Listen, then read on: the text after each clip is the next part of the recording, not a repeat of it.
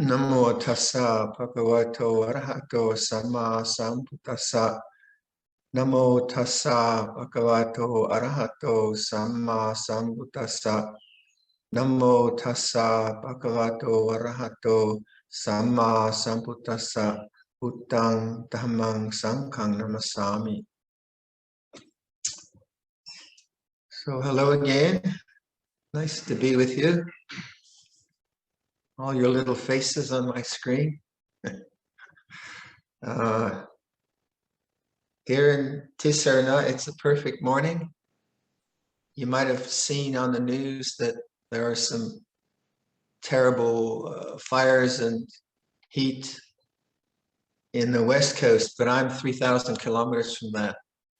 Someone sent me an email from New Zealand concerned that we're suffering from some great heat, and they don't realize that Canada is 5,000 kilometers wide. So we're okay. In fact, it's a perfect summer. It's just beautiful, very, very beautiful. The retreat has started, and all of you are trying to figure out how to do a Zoom retreat when you don't have the structure of a Sangha with you. And this is, I think, a very important experience, so you get more confidence in practicing on your own, especially doing more than just, say, a half-hour sitting a day. To be able to pick up some time like a one prop or a retreat and cultivate the capacity to do a lot of formal practice is very much the forest tradition, because in those times where you can do formal practice, and by formal practice I mean sitting and walking and lying and actually dedicating the time to that rather than just mindfulness practice, which is all the time. Formal practice gives you a chance to explore the mind in ways that it's more difficult when you're preoccupied with the concerns of life. And also that sustained quality of attention and intention for long periods of time, 1 hour, 2 hours, 3 hours, 4 hours, creates tremendous energy for knowing, for understanding, because you're constantly intending to awaken to the way things are, without all the usual distractions. And that pays dividends throughout the day and throughout your life. And that's very much what a retreat's about. It's very much what our forest tradition is about. So say we have, like here at the monastery, we call it Bhavana Week coming up tomorrow. And then we put away the work projects and we do a 3-hour meditation in the afternoon. We have a morning meditation, we have an evening meditation. Well, obviously we're monks and we have the time to do that. And that's sort of our duty and our privilege to be able to do that. And you learn a lot. So again, hats off to the organizers of this retreat, but now it's really up to you to try to create the self-motivation to put away the distractions, the endless pull of the internet or whatever duties you have, but in a way that doesn't offend your family. You don't want to be some kind of creepy meditator that is rude to your family. Leave me alone, I'm meditating, I'm doing metta bhavana. That's not a good idea. So it's not like excluding things, but just honoring it's honoring presence rather than the objects in presence. It's honoring awareness rather than the objects in awareness. It's honoring consciousness rather than all the things that our attention goes to. And our attention needs to go to things, needs to go to responsibilities, and we need to take care of our loved ones and all the things we're involved as social beings. But is that all there is? Is there just social interaction, or is there a domain and a place or a way of being which is not dependent on experience, and yet can participate in experience? Is there a place of peace in the heart? Is there a place of compassion? And there is. And this is the homage to the Buddha and the homage to all our teachers, whatever tradition we have. So, keep that in mind during this retreat. It's a very valuable time. So if you get bored and you want to do something else, it's better to observe boredom as an object rather than become the person that's distracted, obviously. And that's an interesting experience of being bored or disinterested, because in that experience of being bored or disinterested, then craving arises and it seeks some object of interest. And that's not wrong. And the object of interest needn't be immoral. You can be doing something quite good.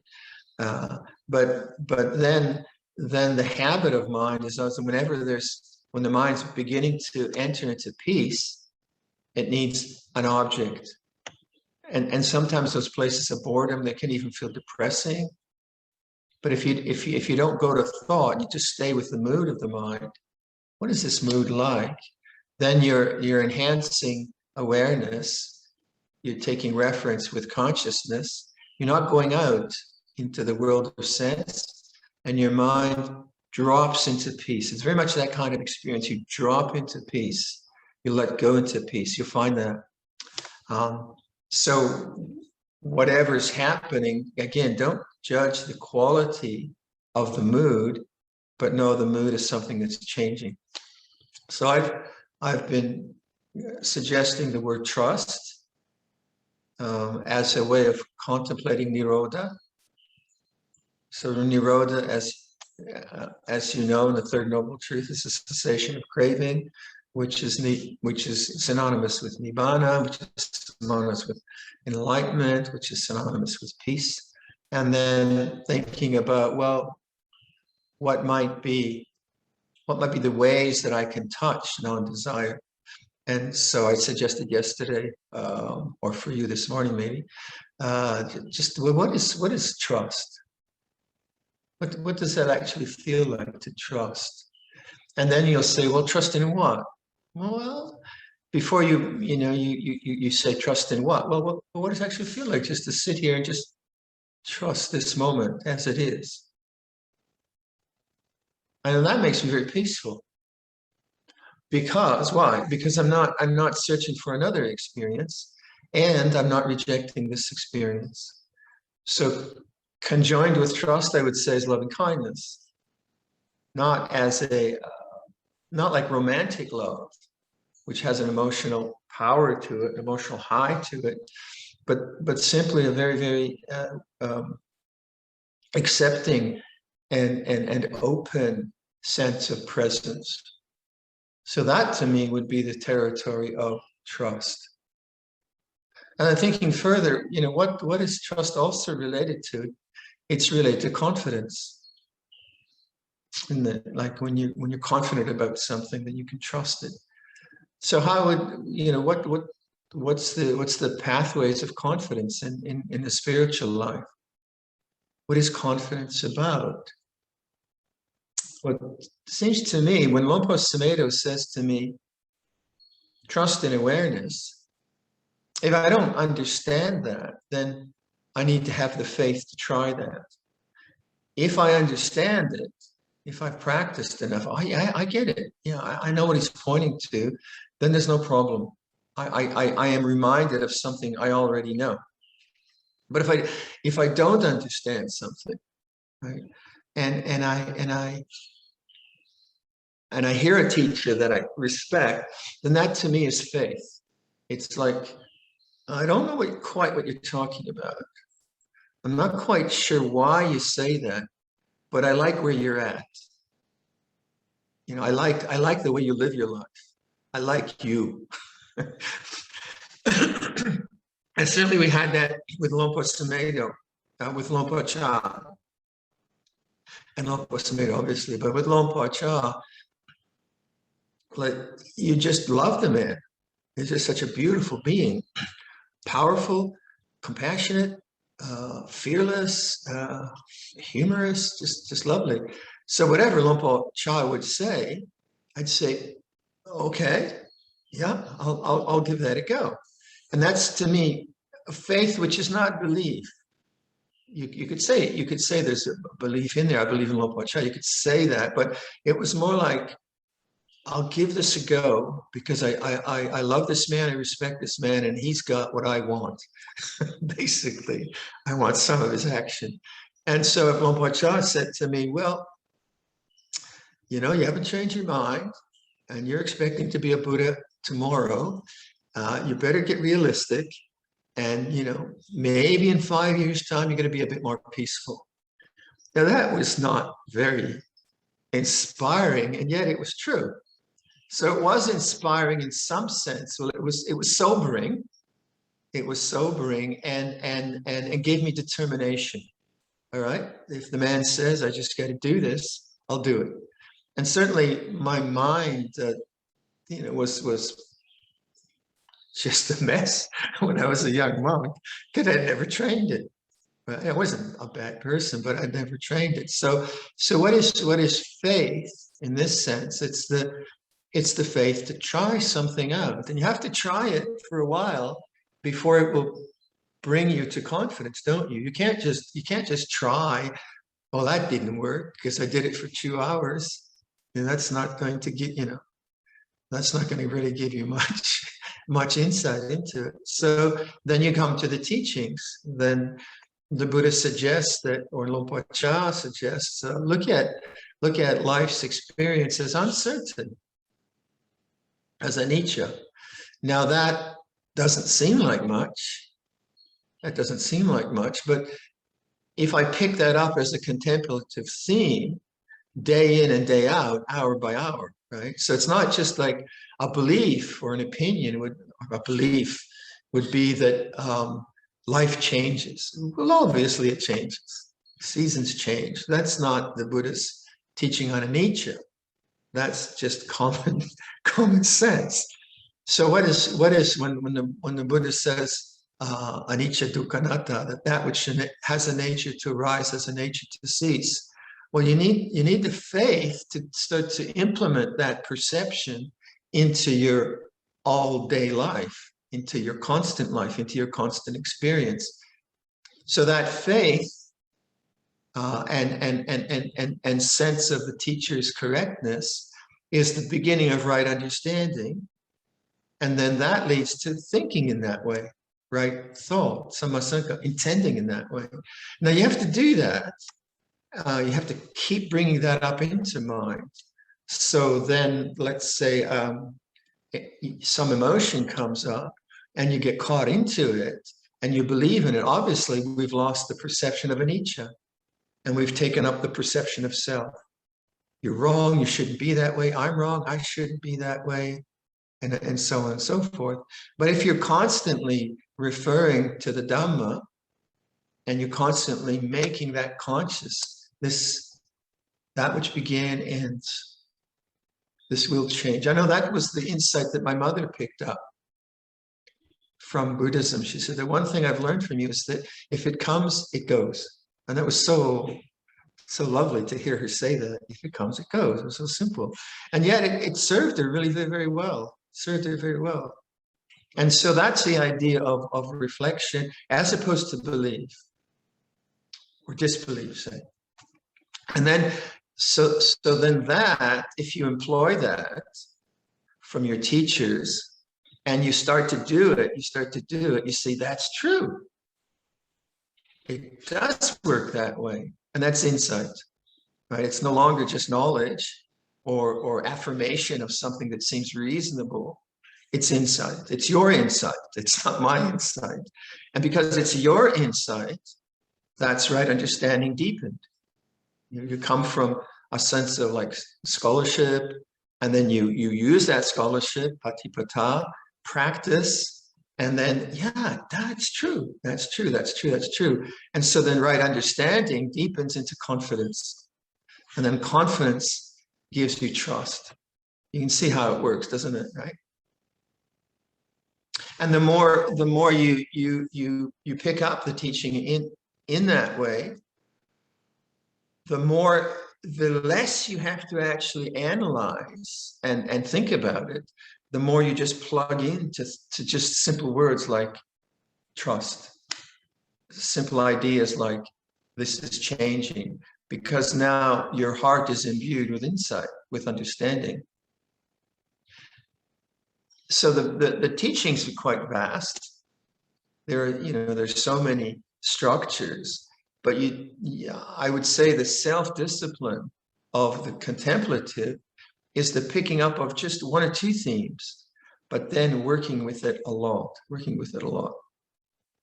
So I've been using this word trust the past few weeks, and just seeing what does that do to my mind. And then it's very helpful kind of word, because I bring it into consciousness, just trust. And then I can see the tendency to look for something, or try to get something, or try to understand something. And the mind is kind of reaching forward into the future, looking for an experience or resisting an experience. But so the idea of putting that word in is then a reflective idea. And then I watch, and I see, oh, that's tanha, that's craving. That's not trust. That's resistance. That's not trust. That's not wanting. That's not metta. And because I see the arising of these different factors come up, because they're known as objects rather than me being the subject, they keep falling away. So then the word trust helps in letting go. We have that word letting go, and some people like letting be, and then so letting go can sound like you have to get rid of something. But if you're trusting in awareness, you're not trying to get rid of anything. You're witnessing it as it is, and then you can see that like the language of like the parami of patience, right? That fits in with trust, because if I like doubt is one of the moods of the mind that most meditators get caught up with. Doubt is thought, doubt is analytical, doubt is uncomfortable. It's much more comfortable to be confident, isn't it? When I feel confident, I feel strong, and so on. So when doubt arises, if you are using anicca as a perception, that which has a nature to arise has a nature to cease. If you're staying with that perception, then doubt is an object which stays as an object, endures for a while, and then ceases. But if you don't see that, then what happens is you trust in the doubt, and you start thinking doubting thoughts. And that's not wrong, and doubt is important, but in meditation, that's one of the common questions I'm always getting. And the mind just goes off into some kind of speculative doubting. But if you have this sense of just trust and awareness, and doubt comes up into the mind as a, should I be doing this? Should I be doing that? And you just know doubt is doubt, and it ceases, your mind is liberated from the need for thought, because you don't have to think about it. Whereas if you're always trying to solve a problem or get a result, and you're always thinking about it, you're always caught in thought. So then you start to have confidence around doubt. You just see doubt as something that begins and ends. And so the confidence and trust and sati sampajanya all become one thing. It's just this sense of open awareness, knowing things coming and going. And where we get caught up is where we really need to contemplate. So where do we get caught up is when the sense of self comes up strong, doesn't it? The sense of me and my problems, and you, and you're right and I'm wrong, and my fears and anxieties. And so our task, I would say, is no longer to trust the self mind, because that's what we tend to trust, the ego mind, don't we? The thinking mind, who I am and what I should be. And that trusting that is a disaster. It really is. And trusting that that's an object, knowing that that's an object, is coming back into the peace of the mind. So again, I would ask you, what in this day of meditation, And tomorrow's meditation, what did you trust in? What did you trust in the anxious thoughts you have about your grandchildren? Did you trust in the self-judgments that you had about your meditation? Did you trust in, complaining that you haven't got the vaccines yet? Did you trust that, and so on and so forth? What did you actually trust in? You can notice, well, I trusted in complaining about the government because they're so corrupt, say. That's a good one to trust in. Many governments are corrupt. But what does it take you to? It takes you to that.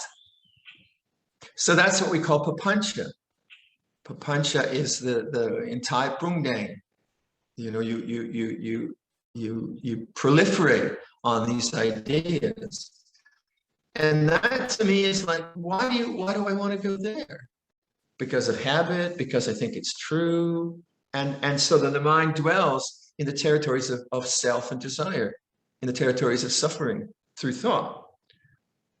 If you try to get rid of thought, that won't work either. But if you start to witness, well, this is something that begins and ends, meine, uncertain. I find now that we get letters from people who want to come and stay with us, and they have very strong views about vaccines and about COVID tests and what we should do and shouldn't do. And what it's very obvious now how opinionated people are.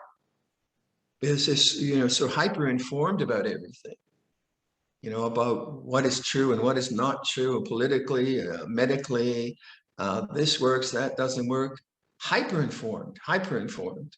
And I'm true, I'm right, because I read it. And my friend read it too, and we all agree. I'm right. And Luangpor's teaching of uncertainty, who's reflecting on that? It's uncertain. So the attachment to views that we have is not wrong. You need some viewpoints, obviously, but that sense of ego, the sense of self-importance, and whatever, that kind of sense of strong ego around a viewpoint is suffering, because it's not the peace of the mind, it's not the emptiness of the mind, it's not compassion. So as you negotiate this modern age of so many views and opinions, so many websites about all the important information, some things you need for sure. But if you want to realize the peace of the heart, you have to start letting go of attachment to views and opinions, Detupadana, which is a great problem in human society and human heart. Notice that like if I look at the rock here, it's a beautiful rock. We have a kind of a Zen garden here, and I make no comment about it, and I trust in awareness, that immediately brings me to the peace of the mind. Because the peace of the mind is always there. It's not tomorrow. It's just I'm not noticing it because I'm preoccupied with thought, with the objects of experience. If I can just lay that down for a second and just listen to the sound of the birds, look at the Buddha Rupa. Don't I instantly touch silence? Don't I instantly notice the peace of the mind? Yes, because it's always there. It's not conditioned by sense experience. Now, if you're trying to find peace of the mind as an object, then what you'll be doing is you're trying to get rid of whatever objects are in your mind, like thought. So it's not something you find, it's something you remember. You recollect, you notice, oh yeah, there's silence. And that's when you start to really have faith and then confidence in Luangpor's suggestion, trust and awareness. Trust and awareness. So even if the question comes up, well, what does he mean by trusting in awareness? Trust that. Just know that you don't know. Just that.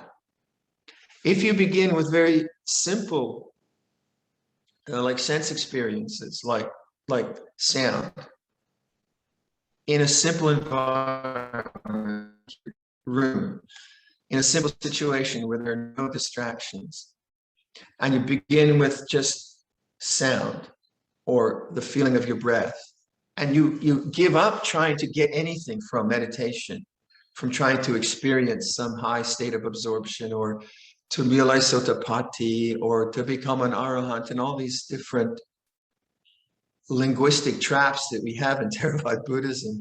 You give all that up and you surrender and trust and just listening. What happens? Does not the mind become, notice the peace of the mind? Isn't it there? Isn't it always there? And then the mind starts to think, doesn't it? Starts to create ideas. It has the past and the future. Then yesterday's meditation or this morning's meditation for you in Thailand and so on, I suggest that moment where you notice the thinking mind, what do you do? Do you trust in awareness in that moment? Or do you trust in the desire to get rid of thought? Do you trust in awareness that you know now there is thinking? Or do you analyze, why am I thinking so much? Do you trust in staying with awareness? Or do you try to do some kind of activity to get rid of thought? If you trust in awareness, then that opens you to silence and peace. If you trust in getting rid of something, that's trust, non-desire, metta bhavana, patience, they're all leading to one thing. We have different ways of pointing to the same territory, to the same kind of situation. So you're in Asia, you're going into your evening, you'll be going to sleep and so on.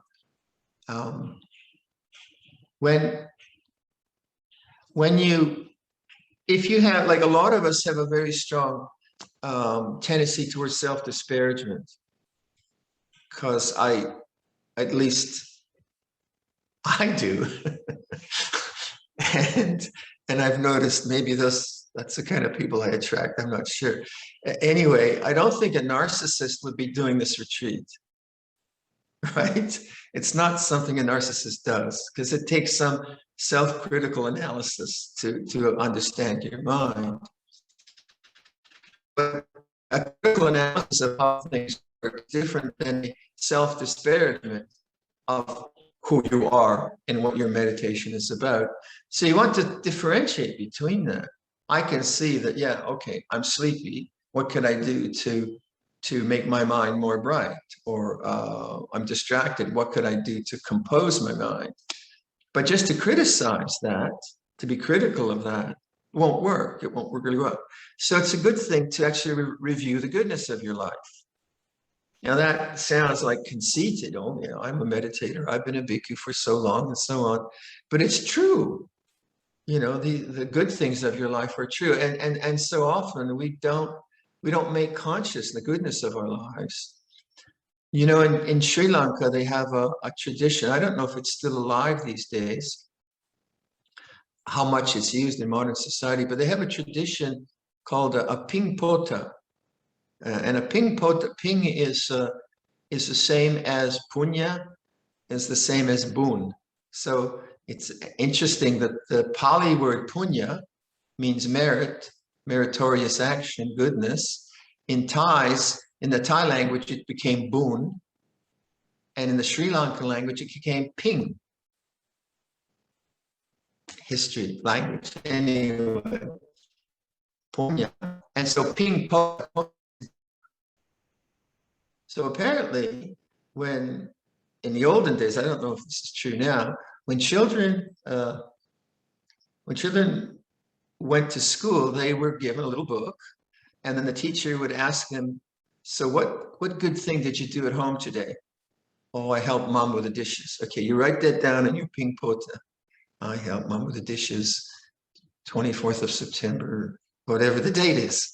And then each day, the child writes in the book, I did this good thing, I did this good thing, I did this good thing. Now, that's not an egotistical suggestion. It's no, that's a good thing to do. And apparently, then if a person's kind of likes this and is diligent, they keep their ping pota going for their whole life. And then when they're dying, someone reads their ping pota for them. Isn't that sweet? Again, I don't know if this, I've never seen it happen. I'm just told that this was an ancient tradition. And it's good to keep your own ping pota, right? Because sometimes, your meditation can be just horrible. You can be so sleepy, your head's hitting the table, and then you eat too much cake or whatever horrible thing you've done, and you can get very, very self-critical around minutiae, around things which actually aren't that important. So, and that's the critical mind, which is not known as an object, where you become the subject. And that's a very insidious kind of suffering that we can have. So to actually just say, yeah, but actually I'm keeping the precepts and I am giving it a go. I know my meditation was total washout and I know it looked pathetic, but I did try. And, I did give it a go. And that language it's not self-congratulatory. It's just putting another language in your mind from the language of self-disparagement. Because sometimes, even though we say just trust and awareness, the language that we trust, the language of resentment, so the language of self-disparagement, or the language of anxiety, this is language, this is self, this is narrative, this is story, this is rebirth. Isn't that what rebirth is about? We get reborn into these habits, and just to put another perspective onto it, another dimension onto it, is the goodness of your life. So do you remember that all of you here are good folk? I know you know that, but do you say that to yourself? And I don't want to be smarmy about it, but it is true.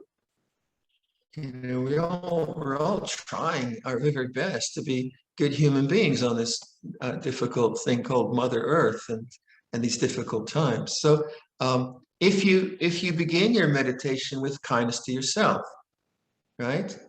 And as I was saying in one of, I think, the Singapore talks, when a mother, if a child is not touched, a baby, an infant, it's fed and if it's even given human touch, it will die because it needs love. So we need to be loved, and so do you how do you do that to yourself? It's a kind of weird idea. I love myself. Oh, I love you, Viradhammo. Oh, you're a good boy. You're a good boy. So it can sound terribly smarmy and silly, but isn't it true that when someone says to you, I love you, I care for you, I mean, it's just the greatest feeling, isn't it? Oh, really? Me? Whoa. And so how do you bring that attitude into this being here, this being sitting here? I'm not quite sure of the language because it's hard for me to say it without sounding smarmy. But then I'm a guy, and guys, we're tough and all that kind of stuff. But it is true. It is true, isn't it? So how do you get that meditation is a loving experience or a loving attitude or an inclination towards self, towards being kind to yourself? It's simple like that, without it becoming a kind of new age mantra. I'm the most wonderful and most creative person on the planet, and all my everything I say is the most beautiful and significant and wonderful, and I have got a nice nose too. It's not about that, but there is something in that, isn't there? There is something in that. So just to bring up those ideas, not that I have a technique around it, that would contrast, hopefully, that would contrast the language of self-disparagement. right? And this is when we do metta bhavana, we often say, you have compassion for this being, for this body, for myself. And so when you hear the language of aversion to yourself, hear it as an object rather than believing it as the subject, then it has no power.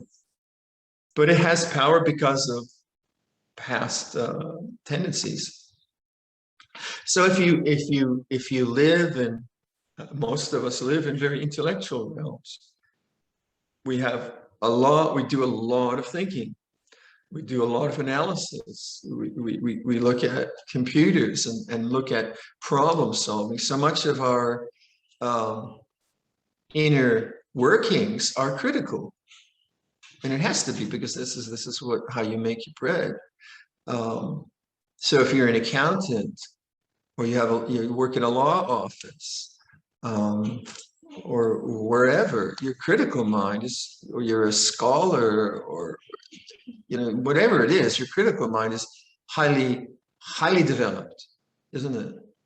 And if you've got a university degree and you've read lots of books, and so the critical mind gets cultivated a lot, gets a lot of work out. And it needs to, if you're doing problem solving, and you have accounts that have to balance and so on and so forth, you need to have a good critical factor. You need to be really sharp in those things. But then what happens is, of course, the momentum of the critical faculty enters into areas that it's not really helpful. So it's critical of others. You did it again. You did it again. Or it's critical of yourself. You did it again. You did it again. And the kind of inner tyrant begins to call the shots. And that's sad. That's sad. But you can see where it would come from. It would come from a critical faculty being highly evolved and then dominating stream of consciousness, because it's a habit. So these practices of trust and loving kindness and mudita, and these different ways that we talk about it, are terribly important for balancing the critical faculty, balancing the thinking mind. And then if we have that, we have the critical faculty which sees dharma, then it becomes panya rather than dosa. Panya is the critical faculty used to gain insight, as opposed to aversion. And anytime that we can enter into silence by listening to sound and just listening, we enter into the space of balance, and then we can see, is this aversion? And we can say, that which has a nature to arise has a nature to cease. May I be free from suffering? Right?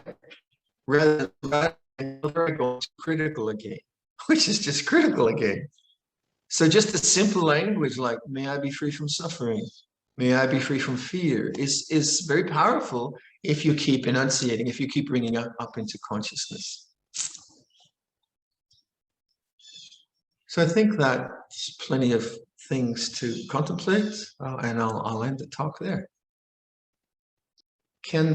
So the first question from Lee is, can the four Brahma Viharas arise naturally when there is limitless expansion of awareness? I would say yes. I would say that that's the natural way of the heart when the mind is not caught by greed, hatred, and delusion. And how it would arise, for example, let's say I'm sitting here and someone's outside and they maybe trip and fall. And because I'm not preoccupied with whatever, and I notice them, then the natural response would be compassion. How can I help them? Or if I noticed maybe one of the monks was having, obviously enjoying the meditation and very happy in the meditation, and then I noticed that, then that would be mudita. Oh yeah, good on you. And then just the general, like being here in this room and with friends, and then there's only one person here, by the way, right now. He's over there. But last night there were more people. So just a kind of general, oh, yeah, you're my friend. Really nice to be with you. Whereas if I was really anxious about giving a talk, what am I going to say? No, Luangpor won't like me if I don't give the right talk, or I'm really, really anxious. Then, of course, there wouldn't be space to notice my Kalyana Mitta. There wouldn't be space for metta, right? Upekkha is the interesting one, equanimity. And I've been talking a lot with Amar Siri about upekkha. In English, equanimity can sound cold or cool, but I would say it's a loving peacefulness with the way things are. And like if I'm sitting here now and the internet goes down and I want to continue the retreat, the internet collapses, then upekkha would be a kind of loving presence towards this disaster or towards this failure or to this negativity. Or the other way around, if some great good fortune came to us, upekkha would be a kind of loving appreciation of that. So I think that they are the natural ways of the emotional heart. Sometimes emotions are they in English? Are they sometimes always negative? I don't think so. But I think when the ego is not functioning, when the sense of self isn't, when the mind isn't preoccupied with objects, it has this tremendous capacity. It's always there. And what we do is we touch it deliberately because that brings us to the state of awareness, compassion to awareness. Dear Luangpor, thank you for your time. A spiritual teacher and student relationship is intimate in terms of being open and honest. What would be skillful means to reduce attachment to a spiritual teacher, especially at times where gratitude to the teacher may be confused with romantic love? Well, the highest, I mean, the teacher's responsibility is the highest responsibility. And the teacher has to, first of all, realize that the teacher-student relationship is a celibate relationship. Otherwise, it's not a teacher-student relationship. Then it's a relationship. and so, at least in Theravada Buddhism, from my experience as a monk, but also from, like I think, some of the IMS, Sila, I think that they say that a teacher, their lay teachers, cannot go into a romantic relationship with a student until 2 years after a retreat. So if a student did a retreat with a teacher, they're not allowed to have a romantic relationship for 2 years. So they've obviously worked out some kind of Vinaya protocols for that a powerful relationship of teacher to student. So for us as monks, and I think for any teacher who understands that the power of that relationship, first and foremost, is celibacy. And then the teacher's responsibility, and it is the teacher's responsibility here, because the teacher is the teacher's leading. It's like a parent is leading. It's a parent's responsibility, and that if romantic love begins to manifest in either party, the teacher has to handle it skillfully, and that really depends on the situation. But romantic, and to differentiate between romantic love and the love of metta bhavana is obviously metta bhavana is going to be mixed up with the feelings of romantic love, but romantic love wants intimacy, and it wants a kind of personal relationship, whereas metta bhavana isn't asking for intimacy. It's not demanding that. It has no jealousy in it. It has no possessiveness in it. And those aspects need to be noticed. And how you negotiate that really, really depends on the situation. But it's the teacher's responsibility So if the student expresses romantic love to the teacher has to just say, no, that just leads to attachment. If the teacher decides, okay, I want a romantic relationship with the student, then the teacher has to give up the teacher's role, because the teacher-student relationship is so, the power relationship is so off. And the teacher has so much power compared to the student. Right? If there aren't protocols to protect the student, it can be very disastrous, which we've seen a lot in North America. So to protect both the teacher and the student, the teacher-student relationship should be in a larger social context.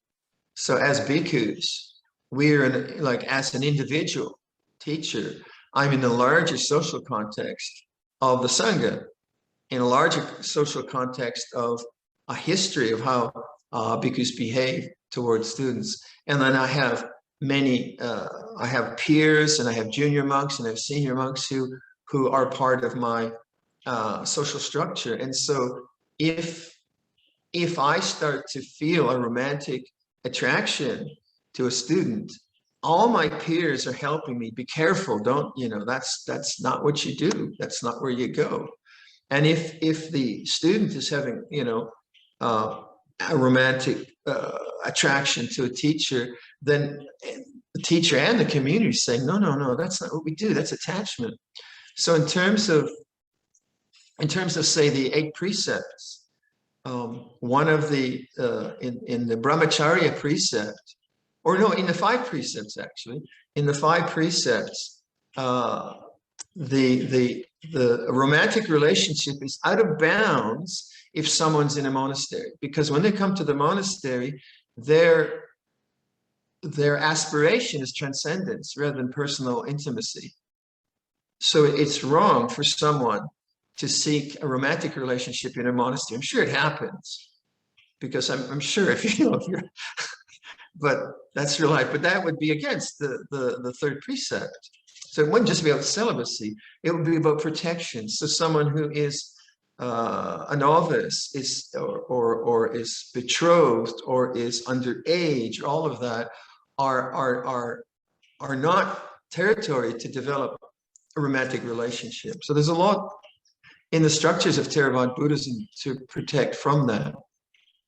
It's a very powerful thing. It's romantic love is a very, very powerful thing, but it's not transcendent, because it's so dependent on personality. So if that's happening between a teacher and a student, then how can you negotiate it without hurting anyone and take it to transcendence? Maybe it's not possible, and then the teacher is to say, no, I think you need another teacher. That's quite often the best policy, because this is just getting too confused. This is getting too confused. And certainly in North America, there have been incidences of the misuse of that in the most horrible ways, in the most horrible and destructive ways. So it's dangerous territory, dangerous territory. And if like as monks, we are not allowed to be with women in intimate spaces alone. We need another man present. And that came about because situations, either the monastic teacher lost mindfulness, the student lost mindfulness, or the whole society started to feel suspicious. This is wrong. Why is this teacher and this disciple, why are they always together? Why are they always intimate? It's not what you do. Not what you do. So it's a territory which you got to be very, very careful of. And so, like romantic love, when it's not, what happens to romantic love when it's not pursued? Well, it's a feeling of desire which isn't fulfilled. It's a powerful feeling of desire. And what happens if you don't pursue the object of the romantic love? Well, you have to witness it. You have to witness unfulfilled desire. And what happens if you witness unfulfilled desire? It takes a lot of patience. And if you witness it and you watch it, it might last a long time and be very, very powerful and very tempting. But then what you're doing is you're strengthening the witnessing consciousness rather than the romantic love aspect of your life. Now, romantic love is suitable when both both partners are are compatible and they want to develop a relationship and they want to develop family and so on. So that's fine. And that's beautiful. That's very, very beautiful. But in a teacher-student relationship, the person who's feeling romantic love, be it the student or the teacher, their job on a personal level would be to notice the feelings of attraction, romantic love, and witness them as an object and not pursue them in language or in visual contact or any kind of intimacy. And in the bearing witness to that, what happens? Witnessing consciousness gets very strong. But even that is anicca dukkha anatta. Even that I can bear with.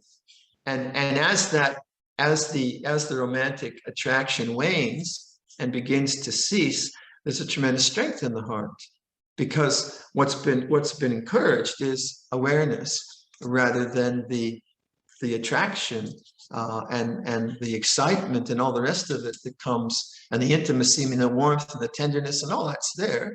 But that's been renounced and given up, but not as a rejection, but more because one is interested in the transcendent. And the transcendent is metta is not romantic love. In romantic love, you'll have metta bhavana, but the metta does not require intimacy. It doesn't feel jealousy. It doesn't feel possessiveness. It's not that kind of thing. So it's a dangerous territory. You gotta be very careful.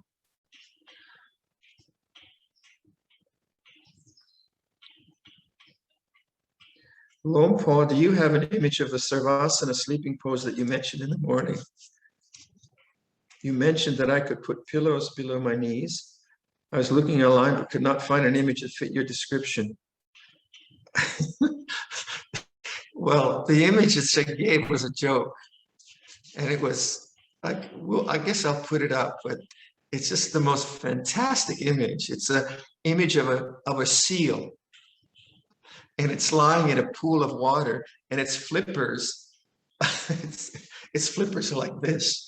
It's the coolest picture of Sarva, but it's a joke.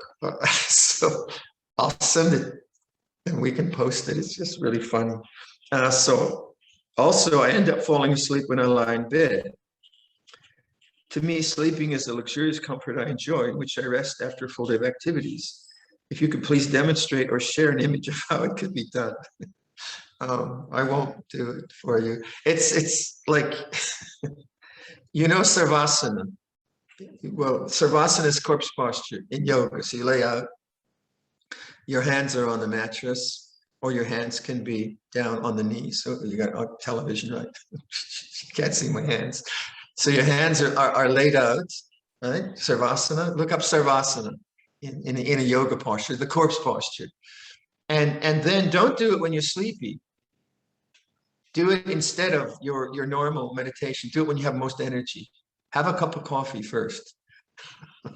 Very good. Excellent kind of medicine. and then you use the pillows under your knees and just try. That's all.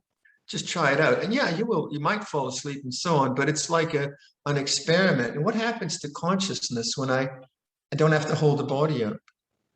Can I meditate in that posture? So it's just experiment.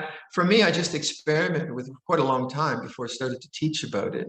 But it's a pretty valid way to practice. I use it a lot. I usually meditate for about 2 hours in the morning in doing yoga nidra, and it's very, very effective. Very effective. But I'm 75, so the body's got a different energy than if you're 35, right? So it's different. So I think just try it. Just give it a go and experiment. But the real thing is not to move. That's the secret. You get comfortable and you don't move. Just don't move. And you want to move. You want each scratch lay over on your side. So if you're doing it to fall asleep, that's not the idea.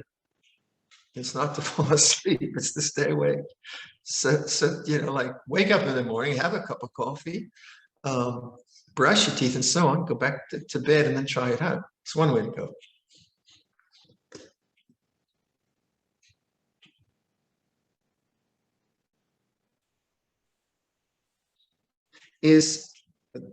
Dear Ajahn, thank you for your compassion in guiding us. Is in awareness the same as maintaining the awareness, the knowing, be it bodily sensations, sounds, perceptions, knowing it as it is?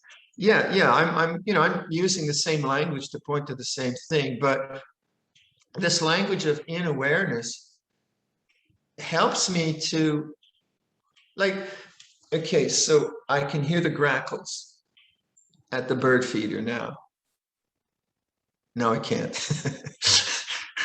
And so the grackles are very kind of noisy, scratchy sound.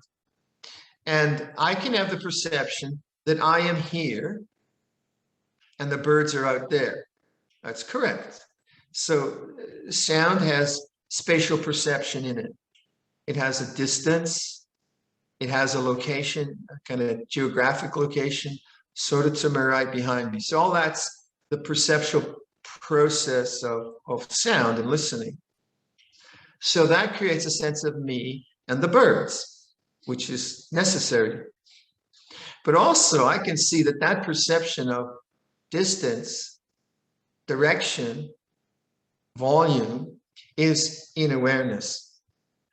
And that helps me to see that the sense of me and the bird is actually an object in awareness.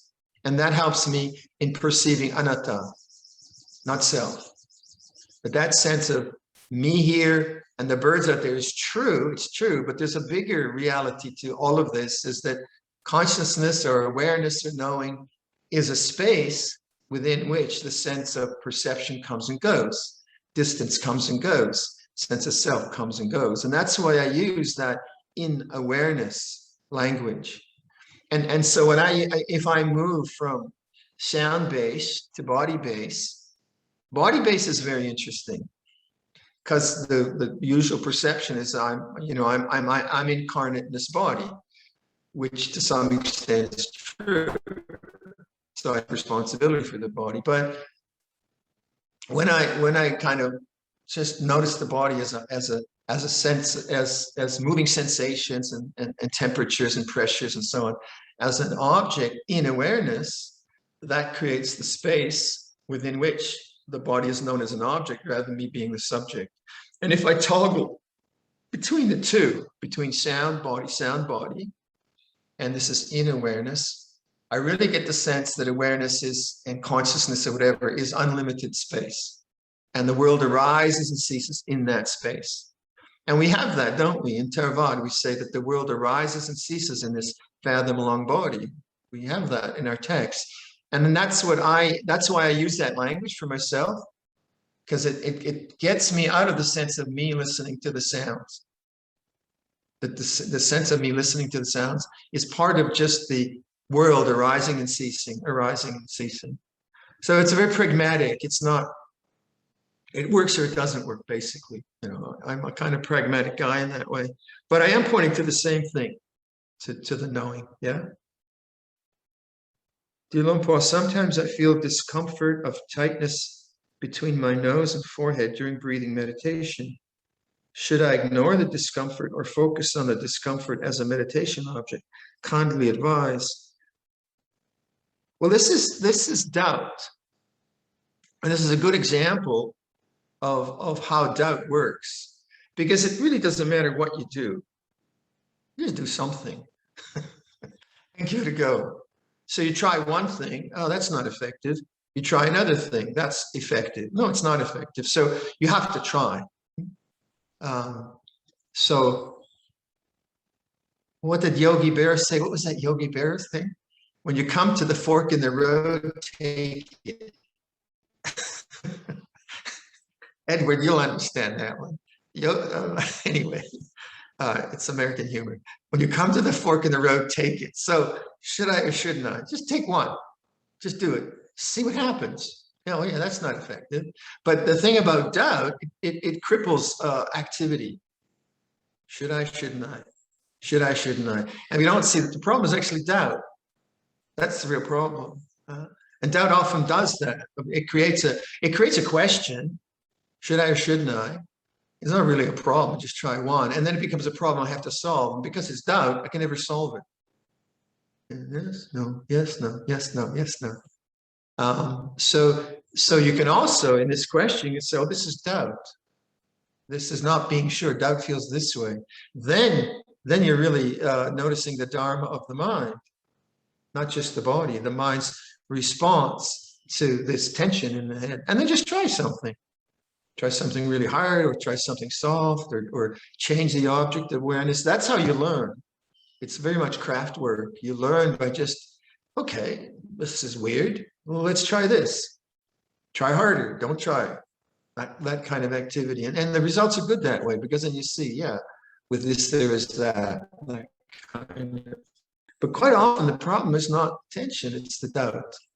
That's the precursor. That's the thing you have to look at first, and then just try.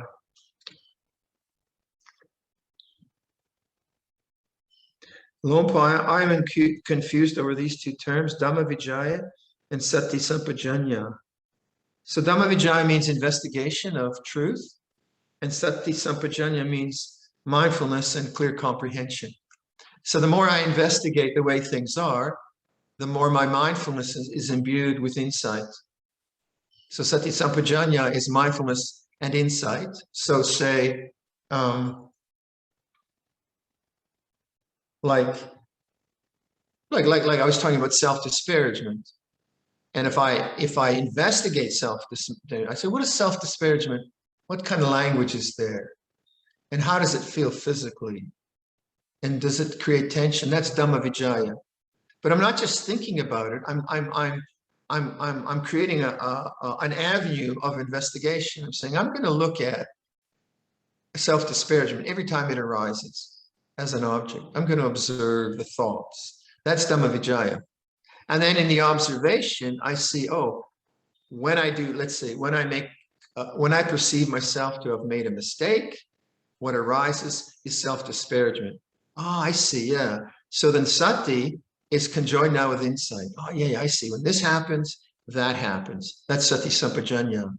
And you can see the more I contemplate where my suffering is at, the more my mindfulness will be imbued with panya, sati sampajanya, right? Sati and panya, it'll be imbued with insight. So my understanding of fear, say, 40 years ago, was very shallow.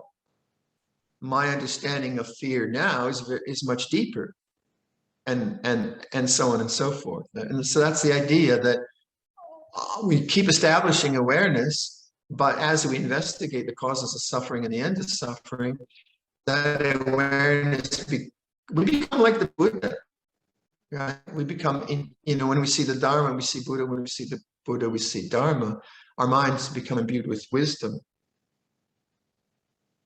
And so when do we put these into our practice? During formal meditation and while doing daily activities? Well, it's something you're always doing, I would say. You're always investigating, aren't you? Like, you sit down and meditate and you're looking at, well, how do I feel right now? Right? Okay, what if I try breath? I'll do some breath meditation. Now, what's the result there? Oh, okay, yeah, I'm trying too hard. It's too much effort. Okay, relax a bit. Yeah. So you're always questioning, but you're not analyzing. I would say that's a differentiation.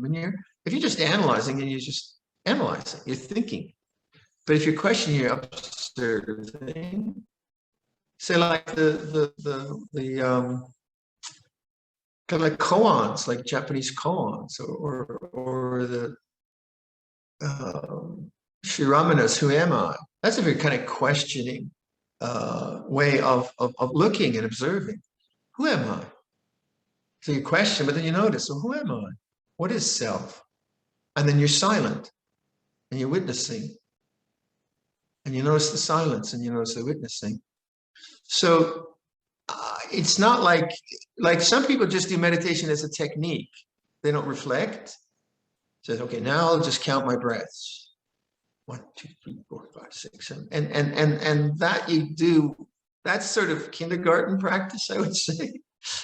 But after a while, it's just like, is this what the Buddha said, just to count your breaths for the next 70 years, 20 years? No, there must be more to this than that. And then you start to use intelligence. It's not just a technique. You're just like, well, what is suffering? What is the cause of suffering? What is the end of suffering? And then you observe suffering as it arises. Oh, yeah, I feel uptight. Why is that uptight? Oh, I don't want this person to be that way. Oh, what do I need to let go of? Oh, yeah, I need to let go of my judgments. Oh, okay. Insight, questioning, insight, questioning. And that's not formal practice or informal practice. It's just the wise use of the mind, really. But in general, I would say when you're doing formal practice, learn how to compose the mind, right? So take an object of meditation, like the breath, and just make that your exercise. How do I collect and compose my mind into the present moment? Keep it really, really simple. And okay, I'll just use the in-breath, the out-breath, and I'll just learn how to compose and collect the mind.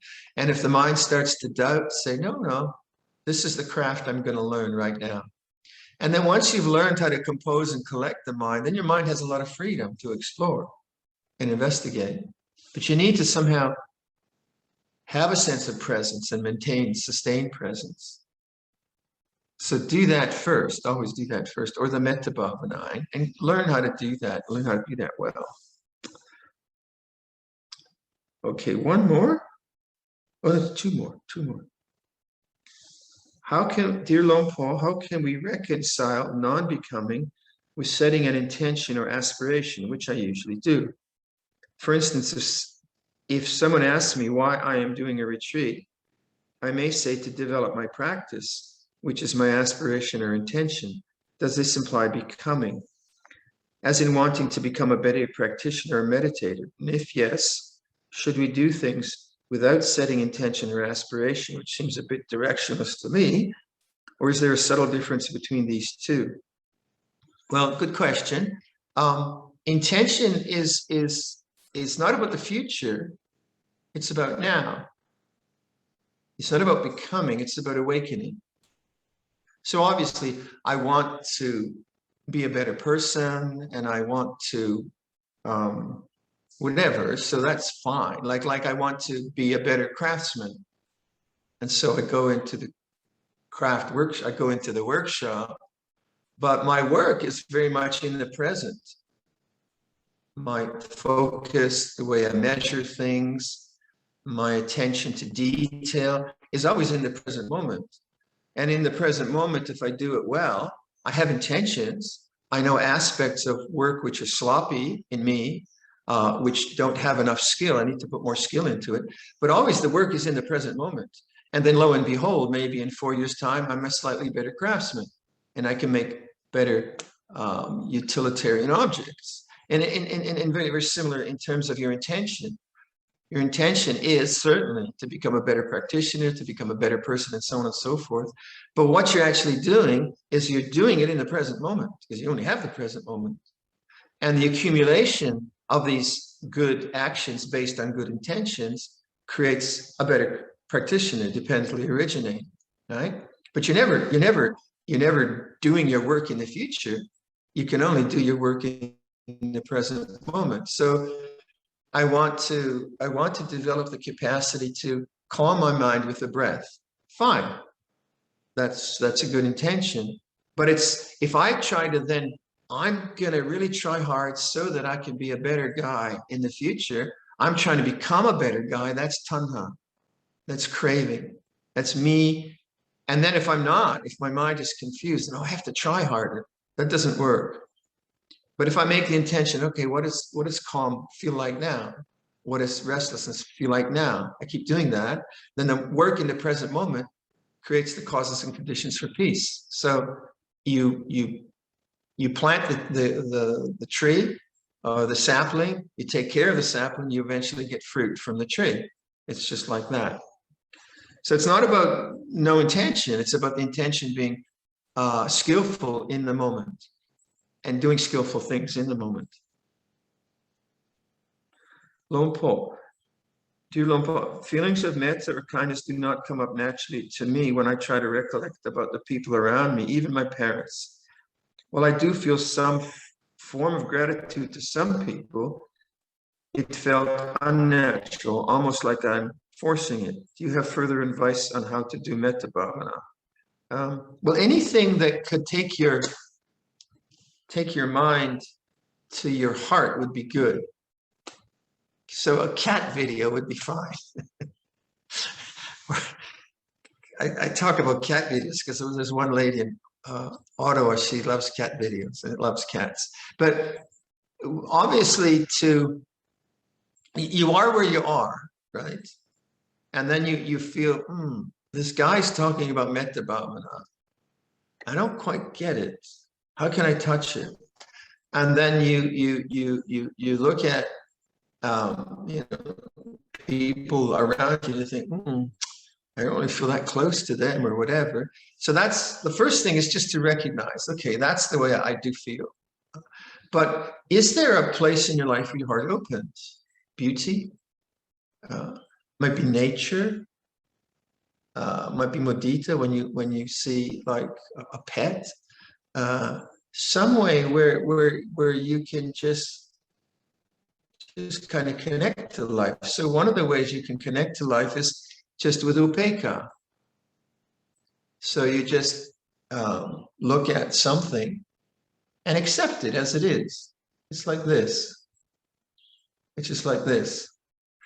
And so from acceptance, then you can notice aversion, say. So you accept things as they are. So I accept things as they are. And then let's say nirasa starts the lawnmower. Acceptance, acceptance, and then, what are you doing? We're doing a retreat. Shut up. Aversion arises. Right? So by establishing upekkha, or acceptance, right, then as aversion, the opposite of metta, comes into mind, I know that, oh, aversion feels that way. Ah, okay, this is aversion. But this is just sound. Sound is sound. And I train myself to go back to upekkha. Okay. So then maybe I'm with my relatives and I think, may they be well. Actually, no. Actually, I wish they would leave my life. Or some such embarrassing thought comes into your mind. And then if you're practicing acceptance, and oh yeah, this is what annoyance feels like. Or this is what dislike feels like. And there's the chance that the dislike will go away. So now you're using, of the Brahma Viharas, you're using upekkha more than metta, which is fine. And then other aspects, and that use of upekkha might be more skillful for you than the use of metta bhavana for me. Both, all of them are good in that way. So you start to see, well, I just accept the feeling now, rather than think you have to have metta bhavana, although that might sound interesting, and just let it be that way, because then there's non-desire, and then you can see, oh, so start with something neutral like sound. It's just this way, and watch the mind create some negativity, and accept that, and then you step away from it. Keep practicing upekkha. And then eventually, I think metta will naturally arise within that space. But don't think that you have to do something because you don't have it, because that can get into self-disparagement. Oh, I don't have that. Although it's a very good question, and it's a good aspiration, I would suggest start with upekkha, equanimity, peacefulness. So peaceful coexistence with the nature, and then peaceful coexistence with your own negativity, if it's there. Oh, this is a feeling of aversion or annoyance or just distrust or whatever it is. Because a lot of this might be historical. You might have a lot of historical karma of interactions which were unkind towards you. And so you've got ways of protecting yourself which are valid. Now, it's all valid in that way. But you can always begin with that. Begin with that way. Okay, so such are the questions. I think we can close there.